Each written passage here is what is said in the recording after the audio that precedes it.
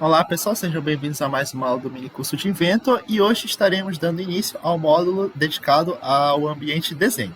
Vamos aqui em novo, vamos selecionar essa opção Standard DWG na aba desenho. Vamos clicar em criar. Aqui vocês podem observar na lateral quais vão ser os modelos de folha disponíveis para que vocês possam iniciar o desenho de vocês. Eu vou selecionar essa primeira opção aqui. Vamos clicar em criar. Feito isso, a primeira coisa que ele vai abrir para vocês é essa folha de desenho, tá certo? E ele tem dois componentes iniciais, que são a borda, que eu estou selecionando aqui na minha árvore, e a minha caixa, na qual eu poderei colocar as informações referentes ao projeto. Tanto é que se eu selecionar aqui, selecionar o mais dentro dessa minha árvore de comandos e selecionar campo de texto, eu posso vir bem aqui, ó, editar campo do texto. E se eu clicar aqui em iProperties, eu posso alterar os nomes que vão aparecer bem aqui nessa minha caixinha. Por exemplo, o autor, eu posso colocar meu nome, Cássio. Cássio Haruki. Eu posso colocar a empresa, por exemplo, vou colocar PetMac. Posso colocar alguns comentários, se necessários, que vão aparecer nessa minha caixinha maior. No projeto, eu vou selecionar aqui o projetista, o custo estimado, a data, essa minha data que está aparecendo, bem aqui na telinha de vocês, corresponde a essa data de criação. Tá certo? Temos aqui outras opções também. E, da feita que eu clico em aplicar, perceba que já alterou as informações contidas aqui nessa minha caixinha, bem na minha lateral inferior direita. Vamos clicar em fechar.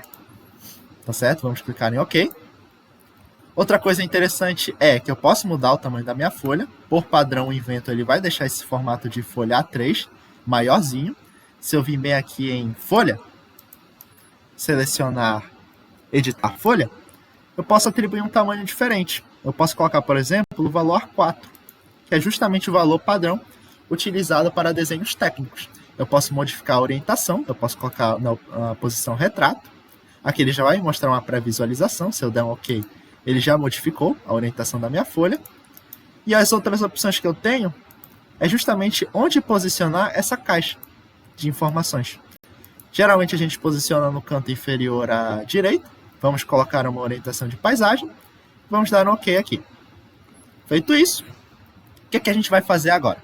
A gente vai deletar essas minhas bordas e minhas caixas de texto para que eu possa mostrar um desenho de uma forma mais ampla.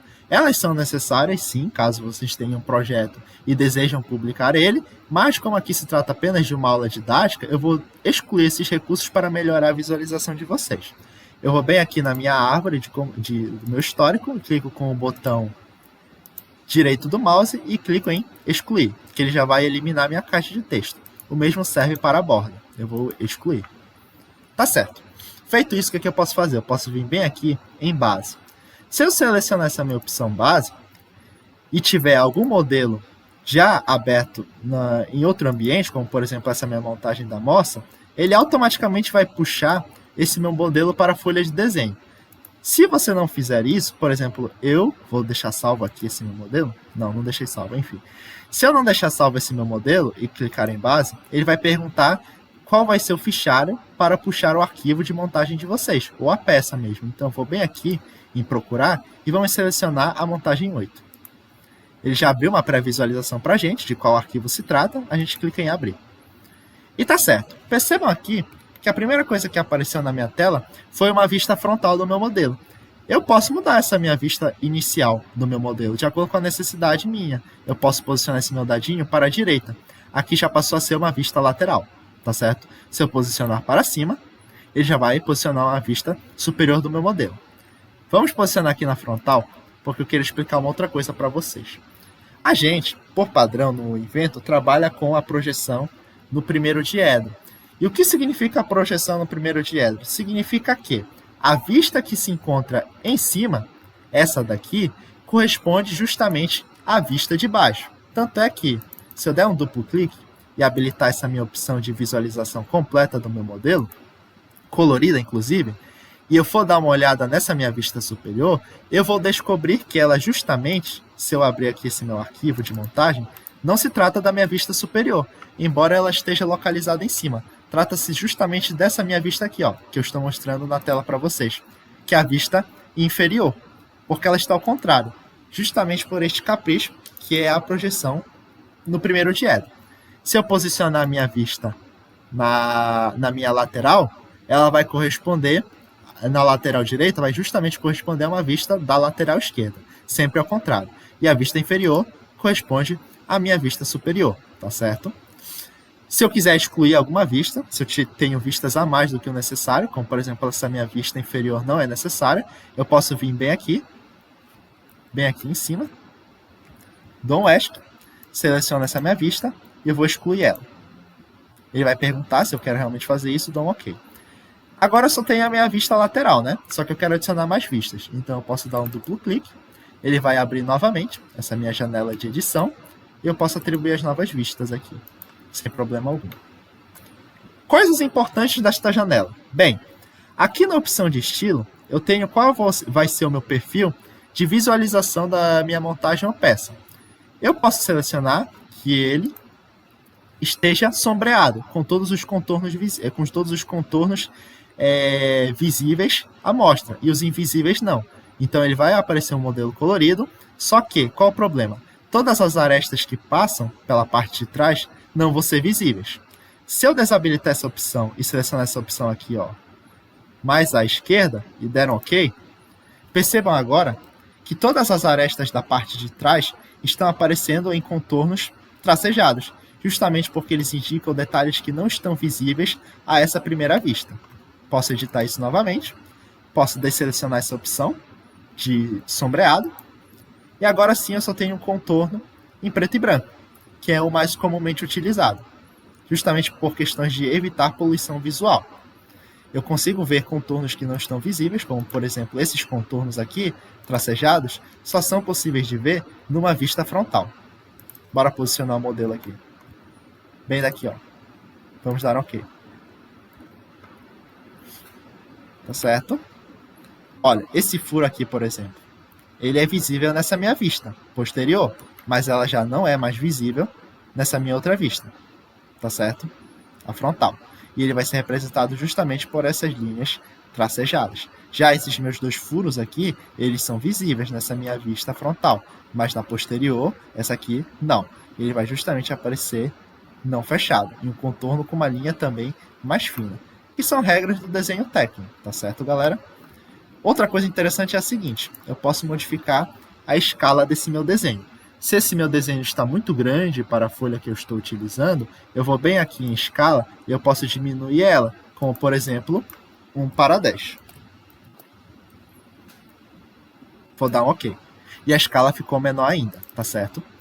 Quando o menor número vem na frente e o menor número vem atrás, isso significa que o meu desenho é menor do que a escala real.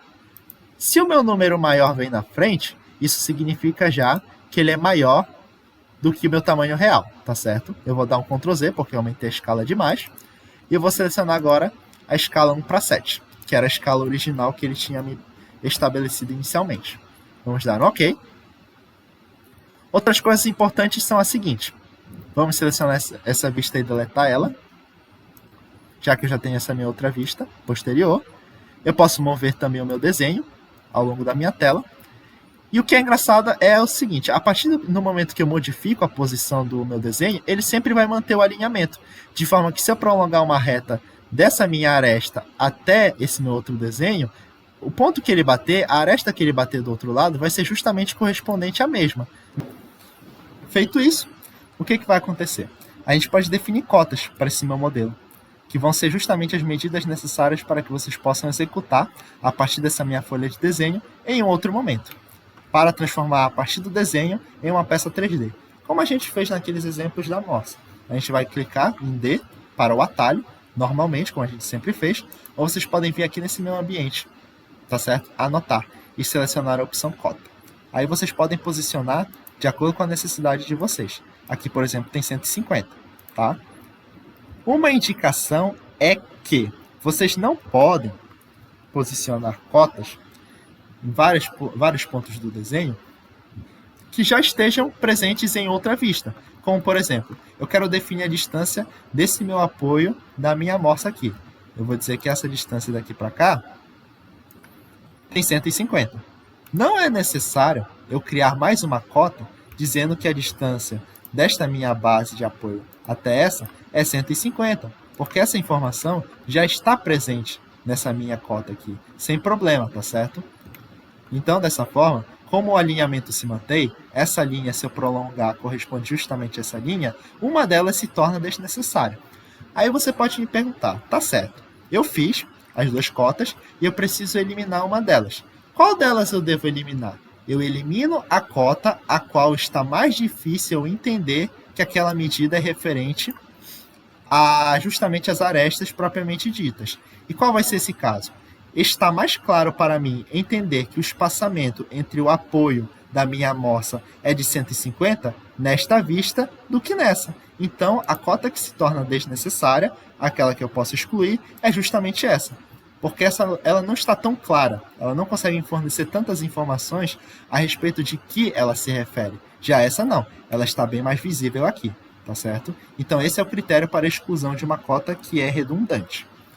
Nessa aula de hoje é só o que eu tenho que mostrar para vocês, pessoal, e nas posteriores a gente vai explorar as outras opções, tá certo?